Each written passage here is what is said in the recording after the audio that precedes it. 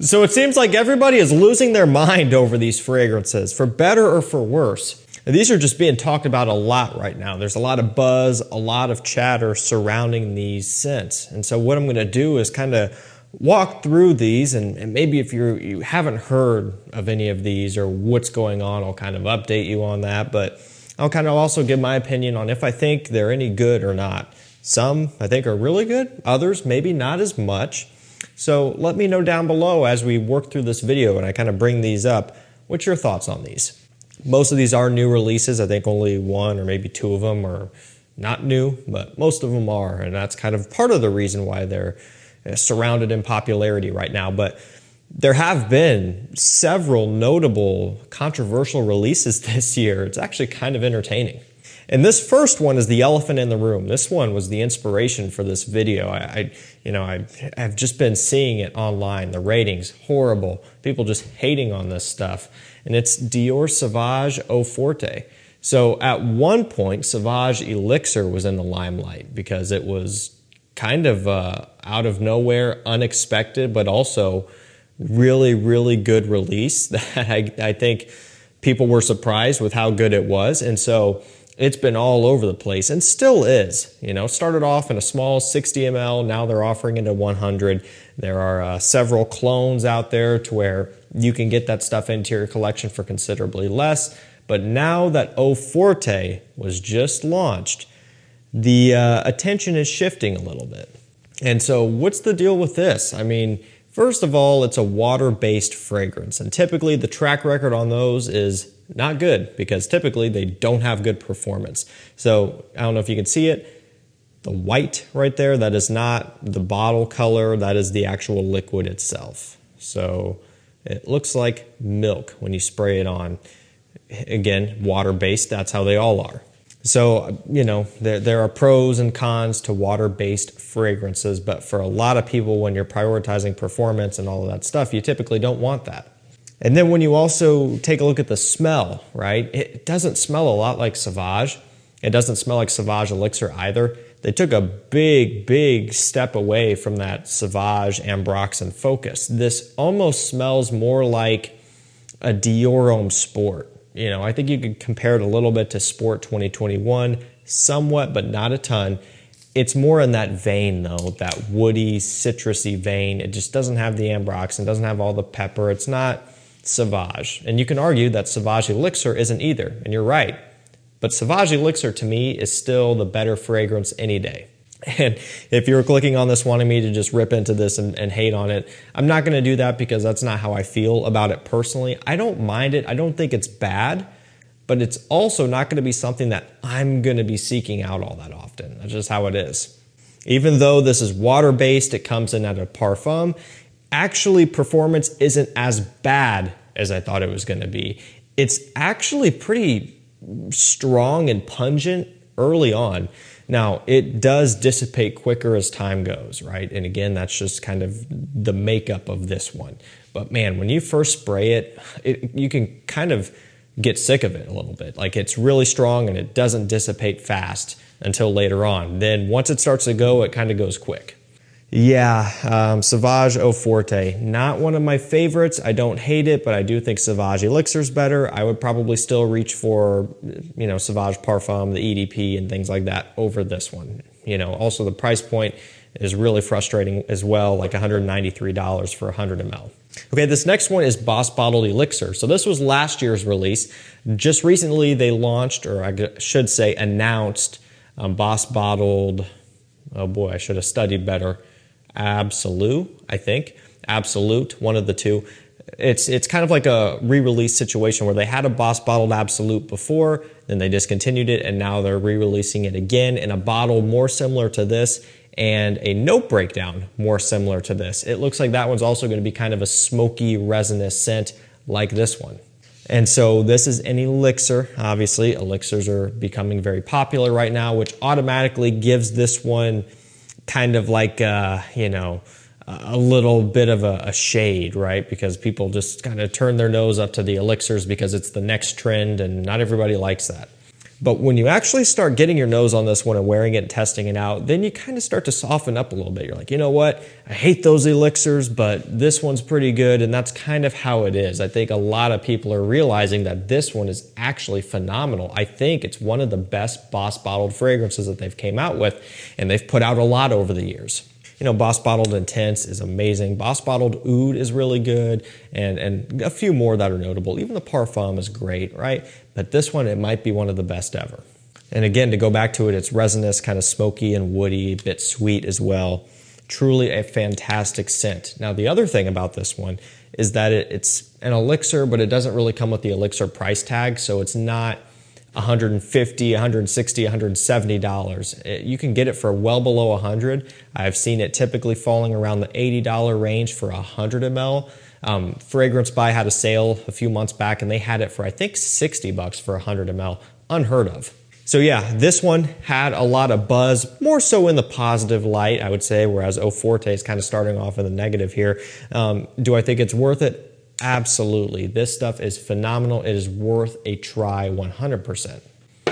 Okay, next up we have the new Chanel Allure Homme Sport Super Légère. I mean, you can really go on and on about why this one is buzzing like it is. And really the main thing is because this is the first Chanel designer release in years, right? Bleu de Chanel Parfum was the last one, and I'm talking like not their really exclusive, expensive line, just their standard mass market line. This is the first one we've had in a long time. And so they've been sitting dormant, sitting idle for all of these years. And I think that this one's kind of viewed as a slap in the face because it's like, okay, what were they doing for all of these years? I kind of thought maybe they were trying to, you know, really think up as something that is going to set the next big trend because, you know, Chanel, they're kind of trendsetters. They broke ground with Bleu de Chanel and started a whole wave of blue fragrances. So in my mind, I'm thinking they're going to do that again, but with something else, right? They're just taking their time. They're not falling into the flanker hype, pumping out stuff every year to keep up with everybody else. They're laying low. They're going to develop something really, really groundbreaking. And then finally, they break silence with a Chanel Allure Homme Sport flanker of all things. Like they could have at least given us, you know, a Chanel Allure Homme Sport, Eau Extreme, Intense, Parfum, Elixir, etc. Something a bit heavier and maybe a bit more interesting. But they kind of went the easy way out, quote unquote, with Sport Super Légère. Now that being said, I do actually really like this one. I like it a lot more than I thought I was going to. I did a first impressions on it. It's good. It's really good. Nice, citrusy, creamy, smooth with a nice punchy, uplifting, invigorating summer twist as well. It smells great, but it is a letdown in the sense of it took them this long to put this out.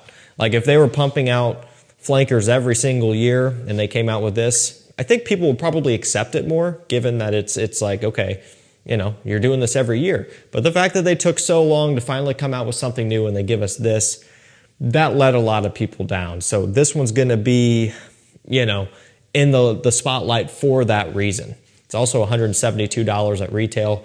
Definitely the furthest thing from cheap. And it's an eau de parfum, you know, so not even a true parfum or an elixir variant or anything. And they're charging a lot. Overall, you know, I like it, but the price and just the disappointment factor is going to really prohibit a lot of people. It's also a limited edition, and they're marketing that right out of the gate, so who knows how long this one's going to be around anyway.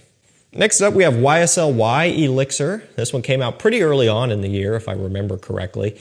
And, you know, they're going to kind of jump in on that just as they do. They are the king of flankers, after all, one of the kings. They have all the L'Hommes and La Nuit de L'Hommes and the ever-expanding Y lineup. So it was only a matter of time. When you look at the note breakdown on this one, it looks pretty interesting. You get some oud in there, which is kind of uncharacteristic, but cool to see. But then when you smell this one, it's not too far off from the Eau de Parfum Intense and the Le Parfum, right? It's not as drastic of a difference as people were expecting given the hefty price tag. Again, we're talking a 60 ml bottle, and they're right in par with the Dior and Gucci elixirs, like 180 retail for 60 ml. That is monstrously expensive. And so because of that and other factors, it's kind of being looked at in a negative light, and I understand that. Now, from just scent standpoint, I like how it smells. It's not quite as sugary, bubblegummy sweet as Y Eau de Parfum, but also there's Y Eau de Parfum Intense as well. So ultimately, you know, given the price and given just that it's not too far away from a lot of the others, people aren't really loving it so much, and I understand that. I have it, I paid full retail for it, so it's in my possession and it is what it is. I could either sit here and be mad at it, or I can wear it because I enjoy how it smells. Okay, next up we have Dumont Nitro Red. So this one got quite a bit of hype, and I was very, very late. In fact, I think the hype, it's over by now. So, you know, this has been kind of ran through, but, you know, this one got really popular. It's $30 or less, kind of right around in that range. Sometimes maybe 35, sometimes maybe a little touch under 30, but somewhere around in there. You know, if you're paying anything over $45 or $50 for this, then you are overpaying. And the reason why this one got so popular is primarily because it smells a lot like Rosassi House, Invictus Aqua, that sort of thing. It's a very, very fruity take on Invictus Aqua, House, that sort of thing. Even though Rosassi House has a lot of apple and plum and it's fruity and sweet on its own, this one has a really, really punchy watermelon accord that smells as such, and it smells great. Really juicy, slightly sweet melon accord that is incredible. And that note is not used nearly as often as I think it should be. I mean, you see bergamot and apple and pineapple and lemon and lime and basically everything else. You see those all the time. When do you really get a good watermelon or just melon accord? Not that often. First Instinct by Abercrombie & Fitch, a $20 cheapie, uses it and it smells amazing. More brands should be putting stuff out like this because not only does it just smell really nice to a lot of us who like this, but as far as mass-pleasing abilities is concerned, the general public really likes this type of thing. Just fun, fruity, playful, and easygoing. It smells like summertime. Do I think it's worth the hype? I think for 30 bucks, it is a fantastic purchase. It's a big compliment puller. It's a good performer. The presentation also really is good for all things considered here. I mean, nice kind of fake leather wrap with stitching. You got this little tassel here, gold accenting. Nothing cheap about it, you know, really quite nice. Definitely better than a lot of the Armani bottles and things like that. So really, really good stuff. It's deserving of a $30 purchase. Jean Paul Gaultier Les Beaux Paradise Garden. This one, probably one of the biggest releases of the year. I mean, you know, obviously the new Chanel and the new Dior are just all over the place now. But as far as like highly respected, really, really loved new releases, this is probably number one, you know, because Saage, Forte, the new Chanel, those are kind of split, and the Saage really leaning in the negative direction, but this is just mostly all glowing reviews. Obviously, nothing can please everybody, but the general consensus on this is A+, thumbs up. It's a good scent, and I agree 100%. It's got a coconut, fig, watery notes deal going on.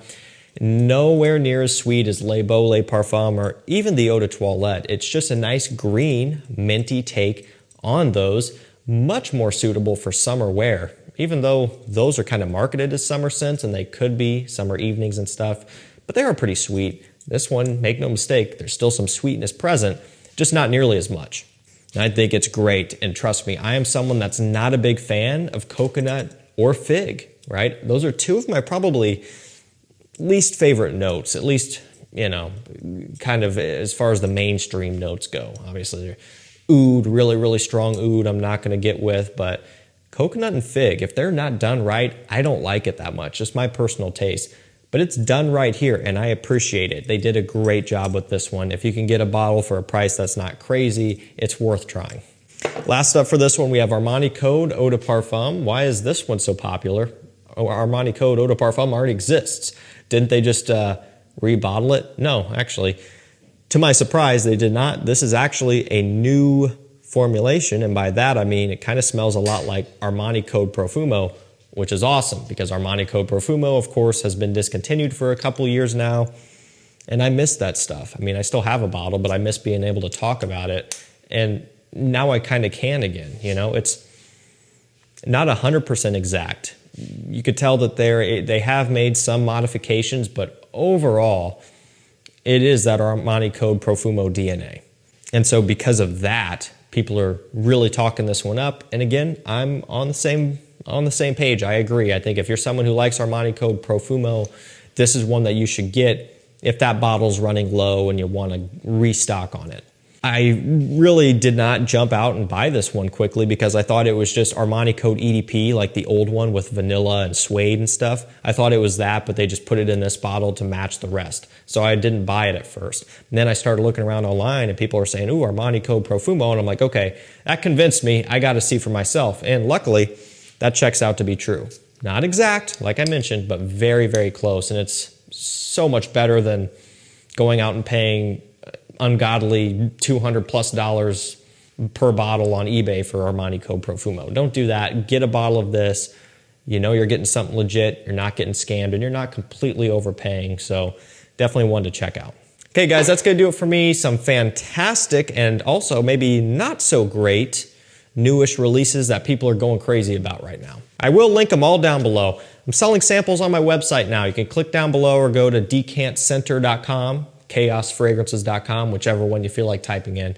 We're kind of trying to expand. We're starting off small. There's not a huge selection yet, but we're working on it. We're going to continue to add new products every day. Going to try to offer the best prices, the best turnaround time, and just the best experience overall. If you don't want to spend a whole bunch of money on full bottles on these new, really expensive releases, definitely check that out. We've got Eros Flame, we've got Saage Forte if you want to try that one out, and a lot of other new releases and other popular stuff restocking as well. Again, not everything is in stock yet. We're working to get there. Thank you so much for watching. Stay safe, stay healthy. We'll see you tomorrow with another one. Take care.